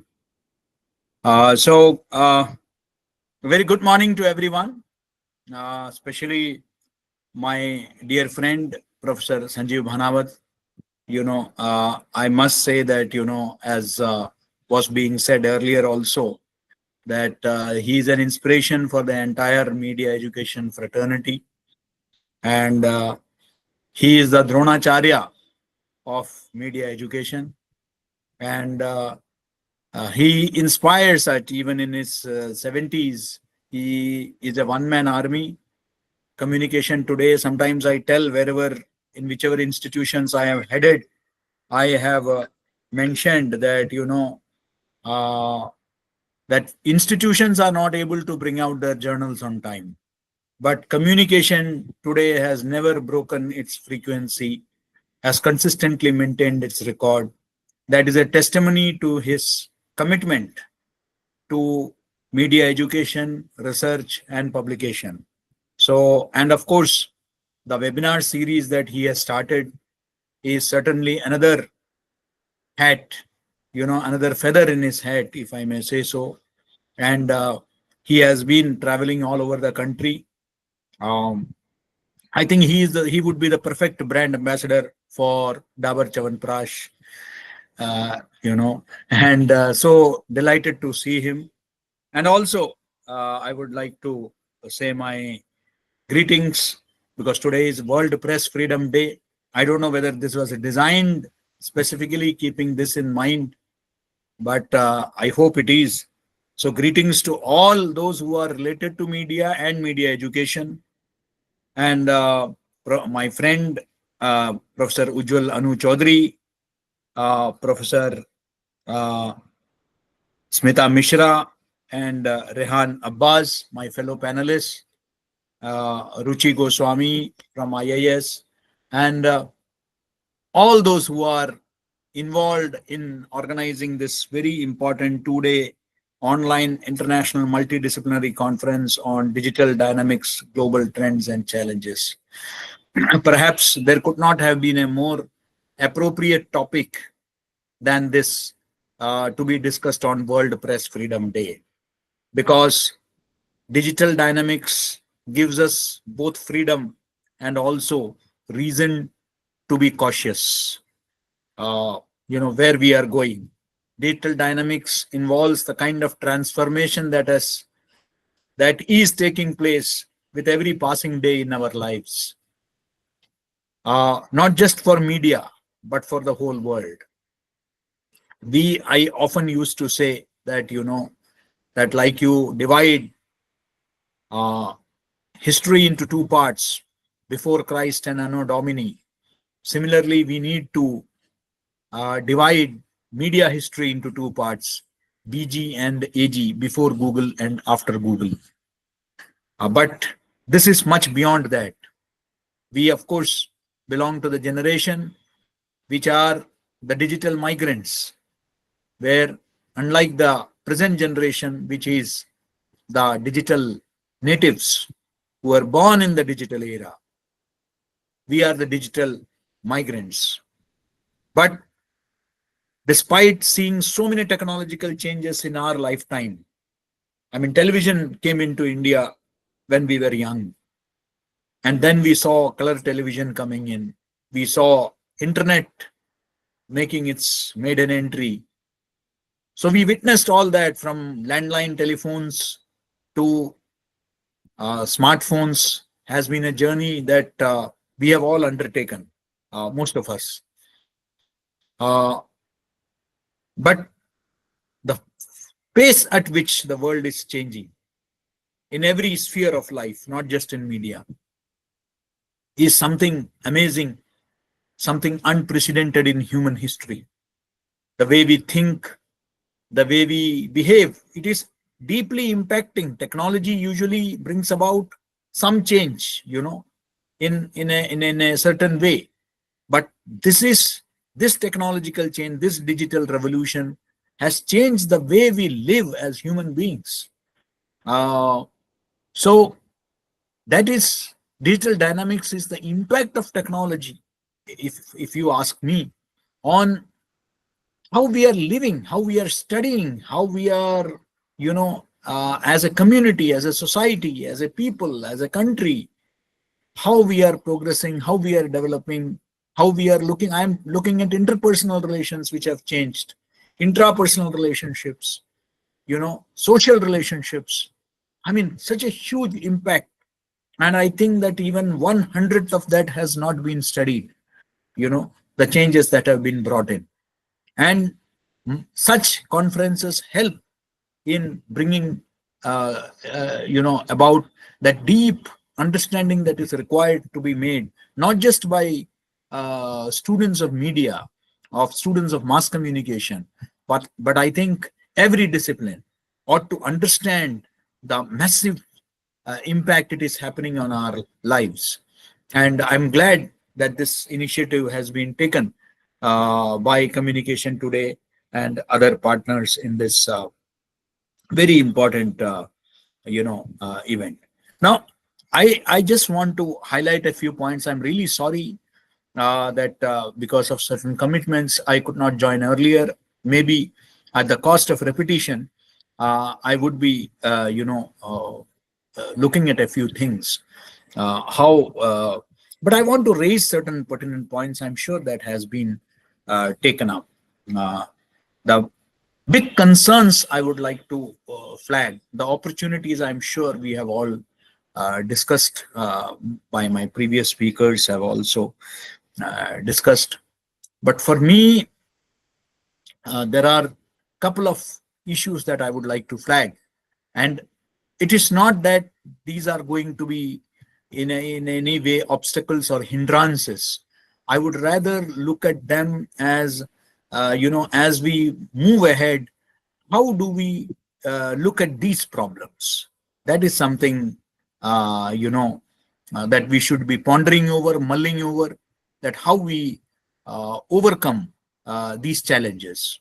The first and the foremost challenge, if you ask me, is with regard to because at the end of the day, we talk about from e-commerce to e-governance to all the,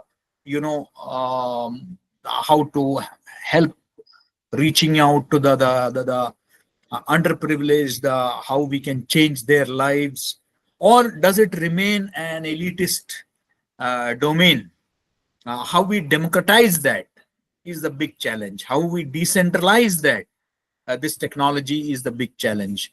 Just because few people are using smartphones in the rural areas, it does not mean that we have been successful in digitalizing the whole country. Yes, there are visible changes, and I'm glad India is taking the leadership, whether it is digital payments, or it is the social media. They are all making huge, rapid developments can be seen. But how to touch the lives of the people through technology is something that I am yet to see. I travel around the country, go to universities and colleges in the rural areas, in the tribal pockets. I'm sorry to say that this technology is not visible, particularly in bringing about change at the grassroots level. We are using it still more as a social, for our social media platforms and stuff like that. But how digital technology can transform the lives? Is it because there are issues of accessibility, affordability, and availability? These are the big questions that we need to address. How we talk about smart cities, but I am yet to come across, forget smart cities. There are many airports in the country where still you can't get free Wi-Fi. That is a big issue. That's the reality. Now, I'm not talking about the PR exercise by different state governments and organizations and central government and all that, but I'm talking about the harsh realities. Except for some big airports, you don't find that. So we are talking about smart city, free Wi-Fi, and now you are talking about MOOCs, you are talking about ed tech, you are talking about symmetrical and asymmetrical learning. How are we going to ensure that even in the remotest areas of the country, internet availability is there?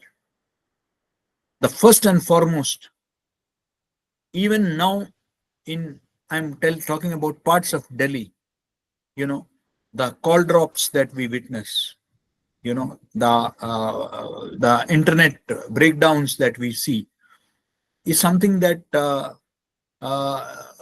is still, very difficult to understand, that if it can happen in the national capital, what would be the state of affairs in the remote, tribal, backward areas of the country, which require this revolution more than us, perhaps. Second is that is about accessibility. So one is availability and second is accessibility. How many people are getting access to that is a big question, and how do we ensure that?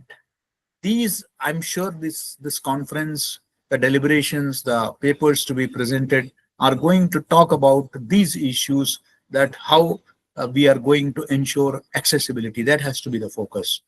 And of course, the third question is affordability.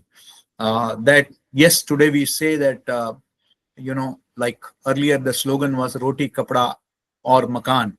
Now the new slogan is Roti, Kapda, Makan or Data.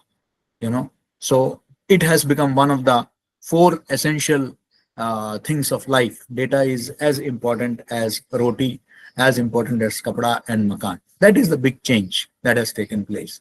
So there is but how do we ensure that this technology helps us in bringing about that change. Quick points, because there is a paucity of time. I just want to know that we need to understand that, absolutely no doubt that there is a global internet penetration. As of 2024, we have 5.4 billion internet users, and that means 67% of the global population. And the it is staggering. The data is simply staggering. And then we talk about 5G networks, cloud centers, wherein we can reach out to millions of people. But what is important is that, uh, is it just uh, related to media? No. I think that how we can have it in healthcare, so that it helps people in the remote areas to access to the best possible healthcare in terms of diagnosis, in terms of, because there are huge challenges. Even today, despite these technological changes, what is unfortunate is that even today we are yet to come out with any remedy for cancer. Terminal illnesses are there. Are we able to do that? That is something that we need to ponder over. We also have how we can have in terms of uh, in cities, the smart cities that we talk about. I recently came back from Bhopal. Even there is a smart city project. But can we even manage the traffic, real-time traffic management? How through all this technology, AI, we talk about all the real-time kind of impact. But how is it that we have not been able to predict the earthquake that shook Thailand and Myanmar? That is something that we need to understand, that there are challenges, whether it is detection of or a cure for uh, cancer, terminal illnesses, or prediction of earthquake, cyclone, storm. Forget everything. In Delhi, yesterday, 6 people get killed because of a hailstorm. This is unacceptable. What is technology doing? Or are we not able to utilize it for the right cause? That is something that we need to talk about. Climate, why we are not able to today. There is a lovely graph that has been put up by some newspapers, which talked about at what time exactly they started giving the alerts. Why so much of delay? With so much of precision, it can be done today thanks to technology. We talked, or is it that we are creating a hype around technology? We need to ponder over it. I want to do some real-time kind of a. We do talk about digital economy, decentralization, but then how is it impacting? The local shopkeeper. Have we done that study? That is something that we need to talk about. It is. Do we have comparative figures with regard to the employment it has generated versus the employment loss that has happened? Do we have these statistics with us? And then we also need to have, uh, uh, how we are able to overcome the limited job opportunities due to paucity or absence of digital skills. That is something that we need to talk about. For example, since this is an international conference, I would like to mention here that rural Africa, there it still lags in 4G and 5G coverage, and that is hindering e-commerce growth. That is something which we need to talk about. How we can penetrate those areas which are internet dark areas. Then there is this, issues of privacy, the massive data collection by the tech giants and governments, and these are certainly raising ethical concerns. About, because For example, even fast developing countries like India, we don't have our own social media platforms.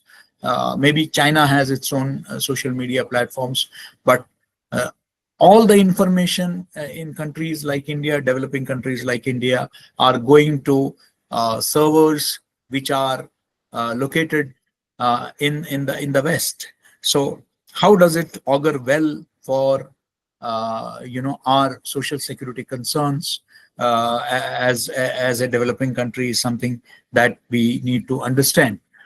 Similarly, uh,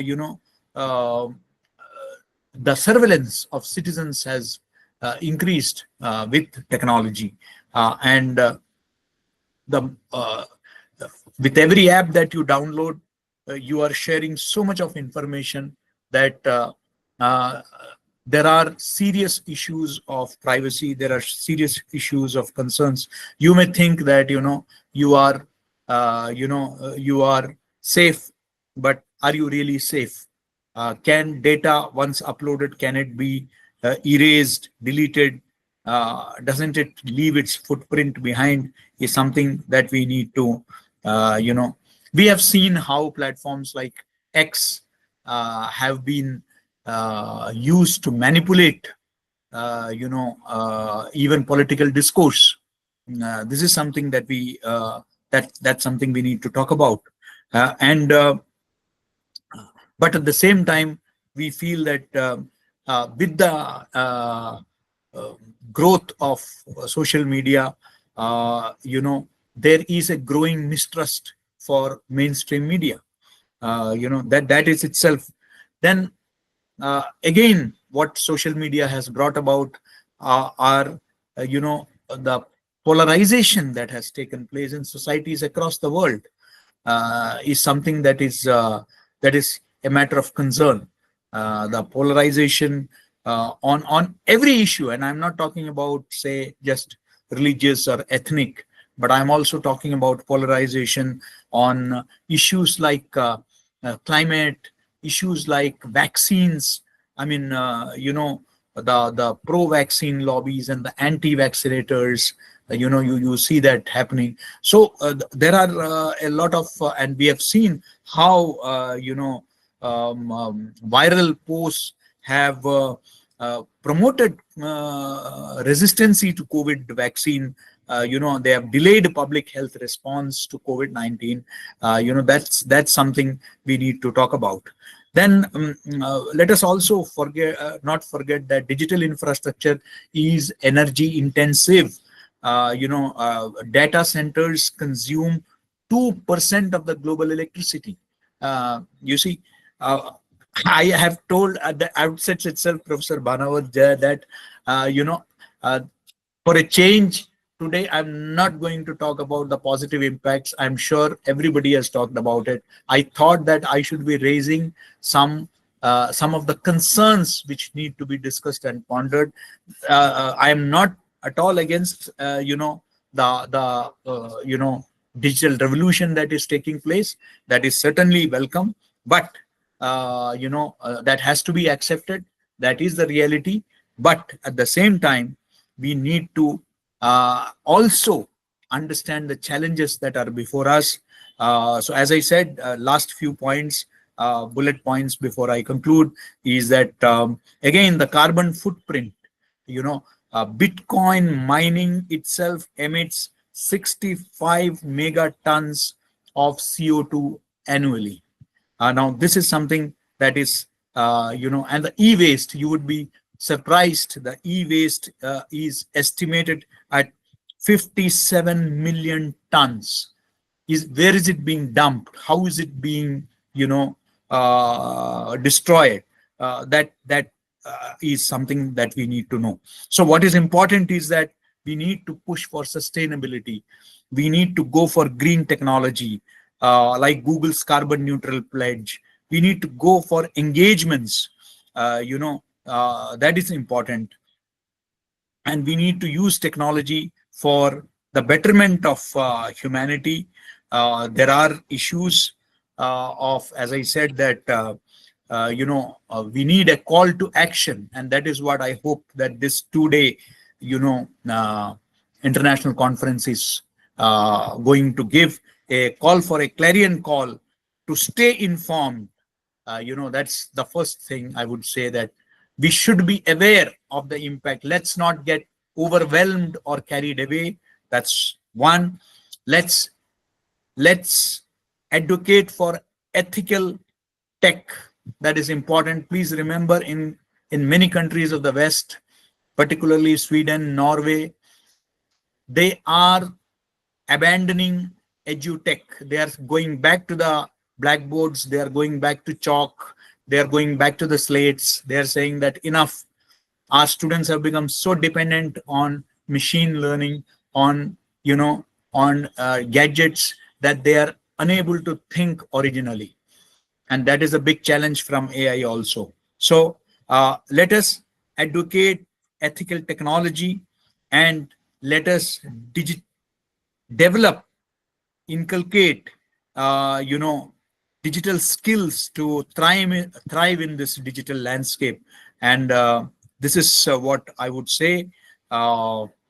These are, I believe that I'm confident that this conference is going to discuss these issues also, because at the end of the day, what is important is the outcome of a conference. You have got some leading figures from all over the country, and I'm sure that the deliberations will come out with certain concrete proposals on how digital dynamics can impact our lives more positively.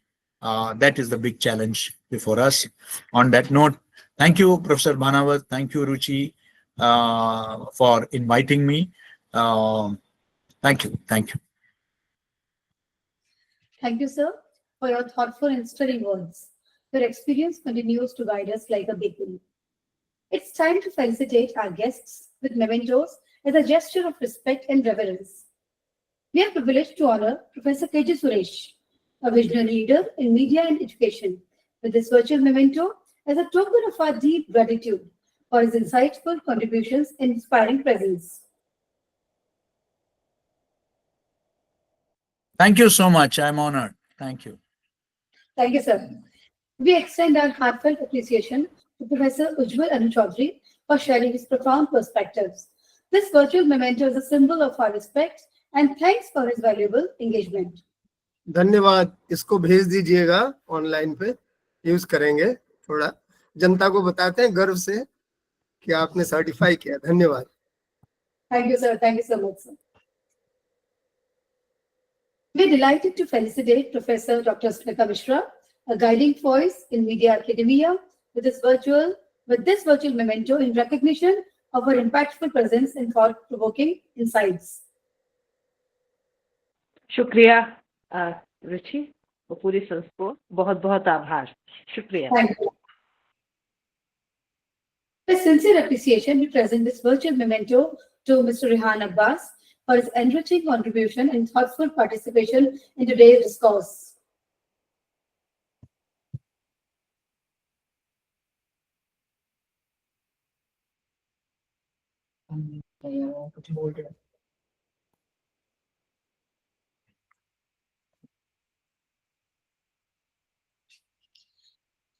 To express our heartfelt gratitude, I now invite Dr. Aditi Parikh, Organizing Secretary of the conference, to propose a formal vote of thanks. Good morning, everyone. As we conclude the inaugural session of the two-day online international conference on digital dynamics, global trends, and challenges, it is my privilege and honor to deliver the vote of thanks on behalf of Writers Reservoir India and our esteemed collaborators from Communication Today, Jaipur. First and foremost, I extend our deepest gratitude to Professor Dr. Sanjeev Bhanawat, our chief patron, for his visionary theme presentation and for being the driving force behind this platform of scholarly dialogue. Our sincere thanks to you, to our guests of honor, Mr. Rehan Abbas and Professor Dr. Smita Mishra, for sharing their enriching perspectives and setting an inspiring tone for the conference. A special thanks to our keynote speaker, Professor Ujjwal Anuchaudhary, for his thought-provoking address that truly captured the pulse of today's digital dynamics. We are truly grateful to Professor K.G. Suresh, our presiding dignitary, for his powerful insights and guidance, which continue to inspire the academic and media fraternity alike. My heartfelt thanks to our convener, Dr. Ruchi Goswami, and organizing secretary, Dr. Asta Saxena, and all the teammates for their leadership and efforts in shaping today's meaningful program and for steering the launch of our featured books and publications. We are proud to have inaugurated our conference souvenir and launched cinematic narratives of concern global perspectives in public advertising reimagined, the new edition of Communication Today, and our peer-reviewed bilingual media journal. To all our guests, dignitaries, speakers, and attendees from across the globe, thank you for gracing this session with your presence, your thoughts, and your time. Last, but certainly not least, sincere thanks to our entire organizing team, technical coordinators, and volunteers who work tirelessly behind the scenes to ensure the smooth execution of today's event. As we move into the technical sessions, we carry forward the energy, ideas, and inspiration ignited here this morning. We will soon begin with technical session 1 at 11:30. Thank you once again and warm wishes for a fruitful and engaging conference ahead. I once again thank you all. Thank you, Dr. Aditi. Before we part for the day's sessions, let us all turn on our cameras for the virtual group photograph, a frame that will on in our memory and pride.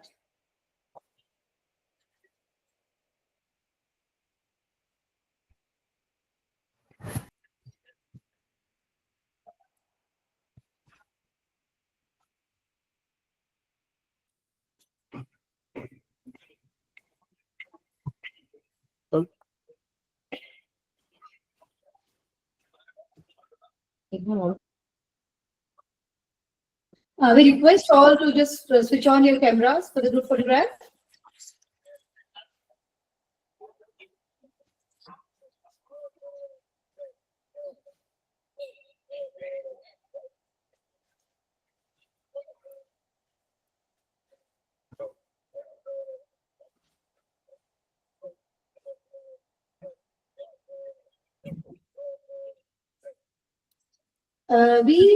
After the photograph, we will play the video of communication today, as the sound was not working that time.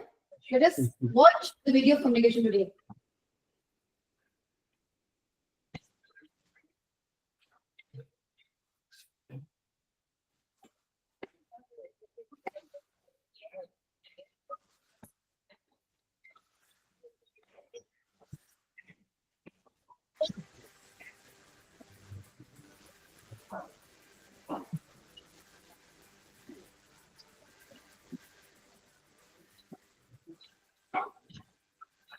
ख्याल रुचि से बंदी कर दो, sound अभी भी नहीं आ रही है।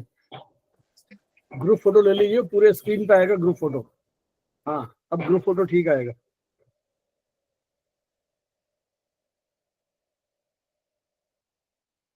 अभी कुछ मित्रों ने वीडियो ऑन नहीं किए हैं। गौरव माथुर हैं, प्रभु विश्नोई हैं, गिरधर शर्मा जी, नमिता सोनी, ये भी कर लें, सभी लोग आ जाएंगे।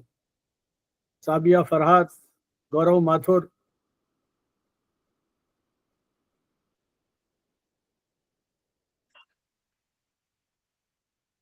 जी फोटो ले लीजिए, फिर अगले सेशन में मिलते हैं 11:30।